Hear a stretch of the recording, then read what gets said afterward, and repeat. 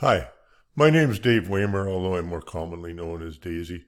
I'd like to introduce you to a CAT, or classroom assessment technique, that I've done some experimenting with. It's the background knowledge probe.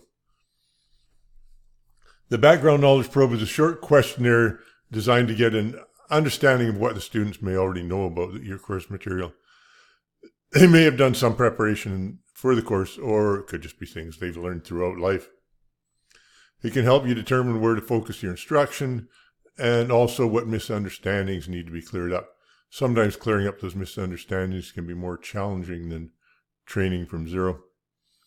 Equally importantly, a well-designed probe will give the students a heads up as to what they'll be expected to know to successfully complete the course.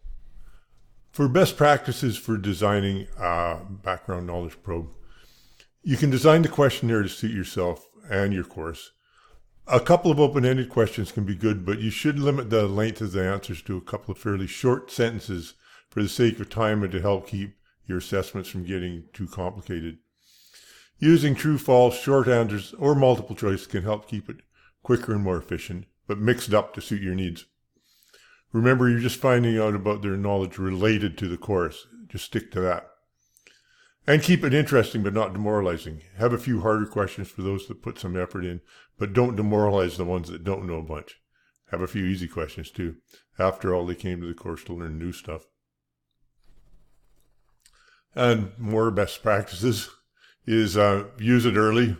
That's when it'll be the most useful to you. Spend the time to write it well. A better front-end time will make it more useful and easier to use. Make sure the students know it is a learning tool and nothing to do with their course grades.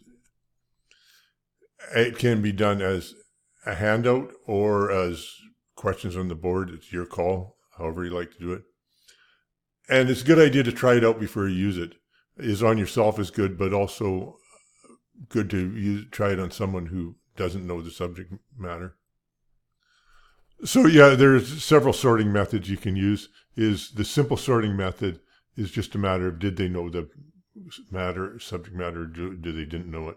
And so you can see here is just break it down into for each question. And topic 1 is, say, 5 people knew it, 3 people didn't know it. Is topic 2 was a few more didn't know it. Is you would want to focus some more time on that in your instruction. Topic 3 is hardly anybody knew it, so you want to focus a good deal of time on that. Moving on, there's the in-depth sorting method, and this grades it out more so that between the students that think they know it but don't know it, those can be the difficult ones, or just that they don't know it, or that they have some understanding, or that they have a full understanding of it. And this will give you a better understanding as to how much time you want to focus on each sort of thing. This particularly works well with more open-ended sorts of questions. And so feedback's always important so that the students get the advantage of this probe too. So the overall result should be shared with the class with some discussion on how the instruction might be affected in light of the results. You should talk about using pre-existing knowledge that they already have to connect with the new knowledge that's being presented to them. And it would obviously be disrespectful to give individual results out to the whole class, so they should be communicated privately, maybe through email. Be sure to let the students know where they stand against the class average and where they should focus their study time to avoid getting left behind in the class. Pros and cons is there are always pros and cons to any sort of thing you do or use.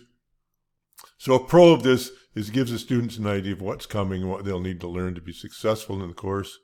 Gives the instructor an idea of what challenges might be in instructing the course and what hooks that you might have to the learnings to hook it up to the stuff you're teaching.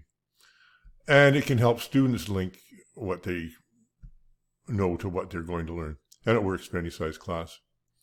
For cons, if it's not well developed and presented, it can be demoralizing to the students that don't do well at it. And if none of the students do well at it, it can be very demoralizing to the instructor as well.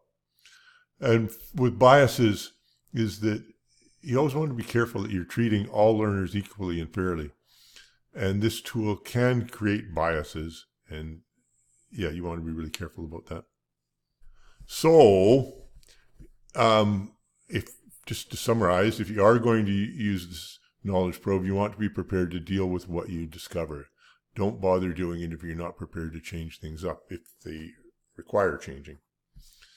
If you are changing things up, remember to be fair to the whole class. You don't want to bore the pants off the hotshots or leave the less well prepared in the dust. And you can use it again throughout the class.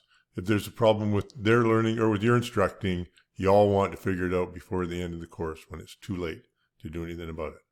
Overall, I think it could be a very helpful tool. Thank you. Good luck with it.